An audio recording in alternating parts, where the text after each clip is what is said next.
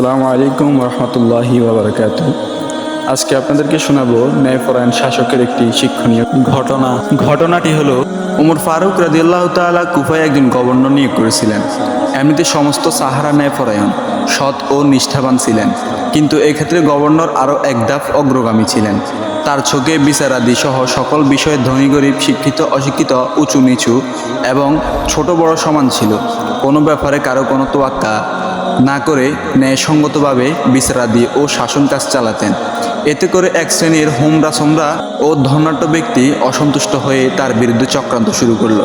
তারা বিশ্বস্ত সূত্রে জানতে পারলে গভর্নর ওমর ফারুক রাদিয়াল্লাহু তাআলা আনহু এর সাথে সাক্ষাৎ করার জন্য মদিনা যাবেন। এই সুযোগে চাঁদা তুলে 2000 দিনার জমা করে তাদের কয়েকজন মদিনা যাত্রা করলো।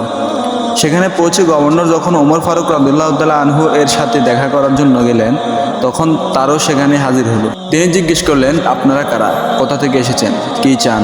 তারা বলল, আমরা কুফার নাগরিক এবং সেখান থেকে এসেছি, তেমন কোনো কাজ নেই, বেড়াতে এসেছি এবং সামান্য একটি ব্যাপার নিয়ে আপনার সাথে দেখা করতে আসলাম।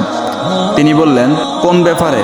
তারা বলল, আপনার এই অলি গভর্নর বাইতুল মাল সম্পদ আত্মসাৎ করে আমাদের নিকট এই 2000 দিনার জমা রেখেছিল, ওটা আপনাকে ফেরত দিতে এলাম। ফারুকে আজম রাদিয়াল্লাহু তাআলা গভর্নরকে প্রশ্ন করলেন, তাদের অভিযোগ কি সত্য? তিনি বললেন, না, তারা মিথ্যা বলছে। আমি ওদের নিকট 4000 দিনার জমা রেখেছিলাম, কিন্তু তারা 2000 আত্মসাৎ করে বাকি 2000 জমা দিতে এসেছে। ওমর ফারুক রাদিয়াল্লাহু তাআলা বললেন, তুমি এ কাজ কেন করলে?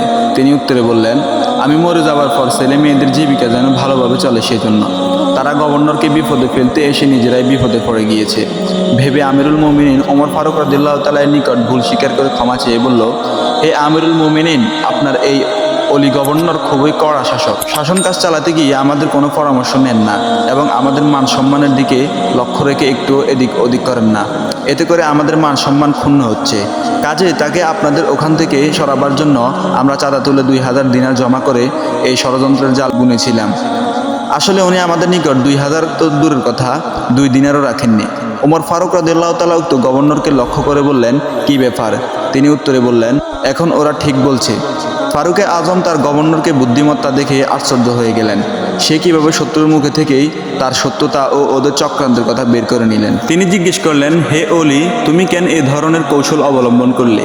তিনি উত্তরে বললেন, হে আমিরুল মুমিনিন, তারা তো কয়েকজন, একজন দাবি পেশ করছে, তার সাথে কজন সাক্ষী আছে, কিন্তু আমার তো সাক্ষী নেই। কাজে কৌশল অবলম্বন ছাড়া আর তো কোনো উপায় ছিল না। আমিরুল মুমিনিন তাকে ধন্যবাদ জানালেন। এই গল্প থেকে আমরা শিক্ষা পেলাম, ন্যায়পরায়ণ শাসকের কাছে ধনী গরিব সবাই সমান। তিনি সৎভাবে রাষ্ট্র চালালে আল্লাহ পাক তাকে যে কোনো বিপদ থেকে রক্ষা করবেন।